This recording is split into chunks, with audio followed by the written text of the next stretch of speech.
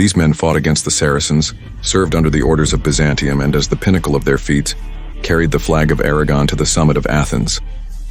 And for a century, they kept it flying over the Parthenon. They're named the Almogávares.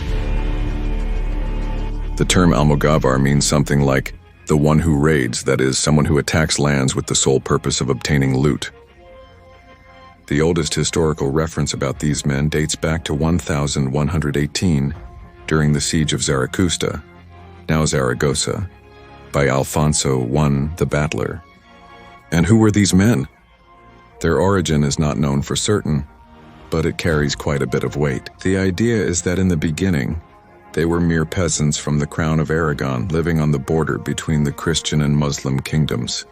There's the idea that these peasants, when they heard that an enemy force was approaching their lands, would arm themselves however they could. Basically, with light equipment, they would march out to confront the enemy troops. They usually did this by ambushing from the forests and the mountains, because they couldn't face such a powerful enemy in open field.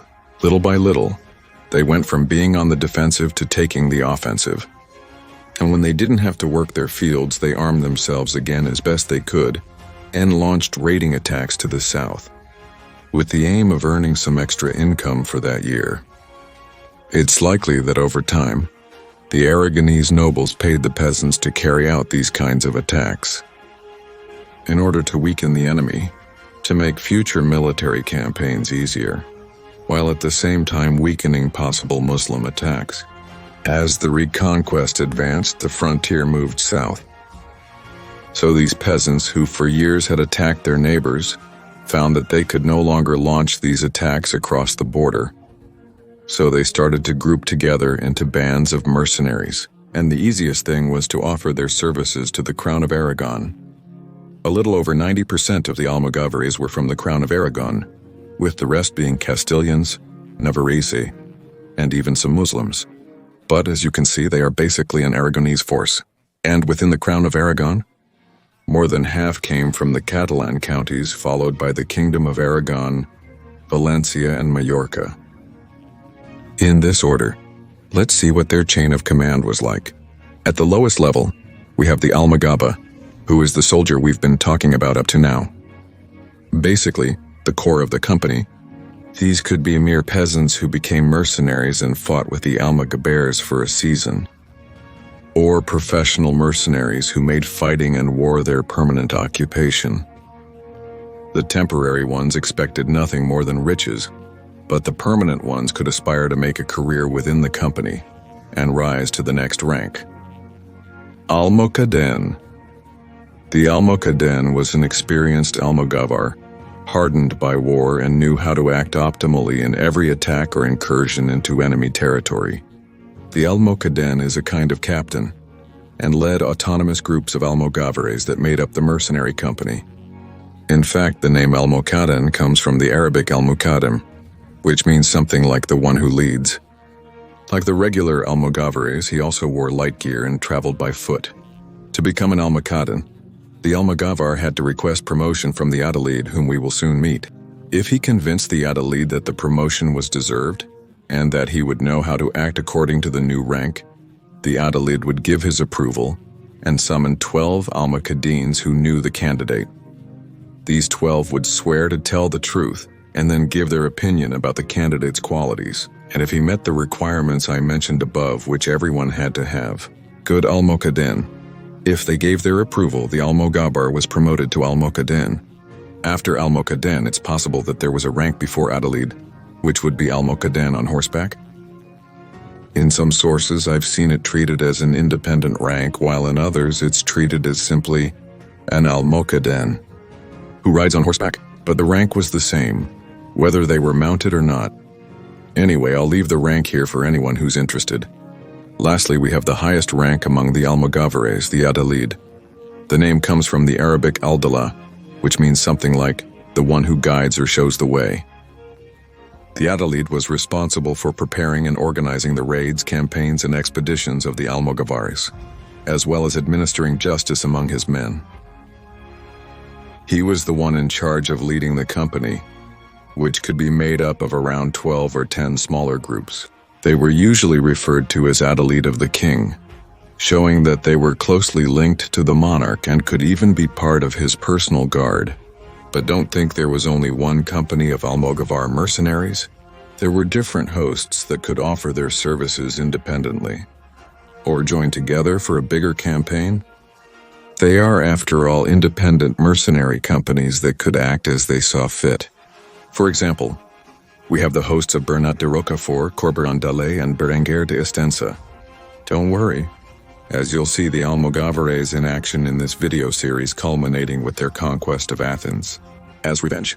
But let's not get ahead of ourselves. Right now we're getting to know these warriors. It's necessary now to talk about the equipment they had so that we can later understand their way of fighting. And why were they assigned certain tasks within the army? For protection, we can say that they didn't wear armor except for a head covering and in some cases chainmail. Keep in mind that they were originally just peasants, so they couldn't afford anything more. Regarding weaponry, they usually used the chuzo, which was a kind of short, rather rudimentary spear, a couple of javelins called asconas, and a sword, usually a kind of falchion or machete called colte. They all also carried a curved dagger that allowed them to quickly take out sentries. Some could carry slings and others crossbows. The latter were mainly from the kingdom of Aragon. Some carried halberds as their main weapon, with the purpose of slicing the legs of knights from a distance, although of course this made them slower. They could carry as additional protection a small round shield, similar in size to this one, called a buckler. That's it, Claro. This allows these mercenaries to move across the battlefield at a tremendous speed. Furthermore, they are accustomed to rural living and subsisting off the land. They could do without the baggage train, which made them independent units that could move behind enemy lines without any problem. Although it is true that they carried a satchel with provisions for 2 or 3 days. Just in case things went wrong. As for clothing, they wore a short shirt and leather breeches, all quite comfortable. And for footwear, they used sandals. In cold periods, they used furs to cover themselves. In addition, according to the stories that have come down to us, they had very long hair and very prominent beards, which gave them a fierce and terrifying appearance. Something very important for hand-to-hand combat. Forget about any kind of embellishment or decoration. They were warriors, not knights. They lived to fight. And in the eyes of a soldier from an imperial army, well, their clothing left much to be desired. And here we can see that they were very light troops, which, as we will see, highlights their worth, since they were able to defeat enemies equipped with heavy weaponry. And how did they enter combat? Well, with the famous cry of Desperta Ferro, which in Valencian and Catalan means something like awaken the iron. However, they could also enter combat with the cry of Aragon. Alright, having seen their equipment, let's see how they operated within the Aragonese army when they worked as mercenaries for the Aragonese monarch. Their initial role was simply reconnaissance, acting as an advance guard, complementing the light cavalry. If you want me to draw a comparison with the Roman legions, they could be similar to the Velites, although the Almogávares at least wore helmets and sometimes chainmail. However, as time went by, probably around the middle of the 13th century, their numbers increased and the mercenary companies became more powerful and gained more influence in the army. In fact, there came a point when their fame and reputation were such that they were considered elite troops of the Crown of Aragon. They went from being scouts to the spearhead in the conquest campaigns. For example, during Jaime I's conquest of Valencia, the Almogávares were an important part of the tiny army with which the monarch camped in front of the walls. To learn about the history of Jaime I, become a channel member for access to exclusive videos. They fought on foot and in loose formation, where they could make the most of their light equipment. But if they had to face heavy cavalry charges or a large number of enemies, they could come together and fight in close order. However, this is not usual for light troops because in close order, fighting against heavy troops, they are usually doomed to fail. Consider that in some way their style of fighting was innovative. While the rest of Europe was focused on perfecting tight formations, heavy cavalry charges, and the quality of heavy infantry.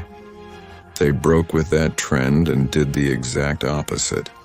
Now, don't think that they were the only ones or that the scattered formation was a panacea. It was simply a complementary way of fighting alongside the bulk of the army. Well, now that we know who the Almogávares are, it's time to learn about their great feats, right? The war in Sicily, the campaigns in Anatolia, the conquest of Athens, as well as the names of their most distinguished leaders, such as, for example, Roger de Flor. But we'll learn about this in another episode. Greetings and strength and honor.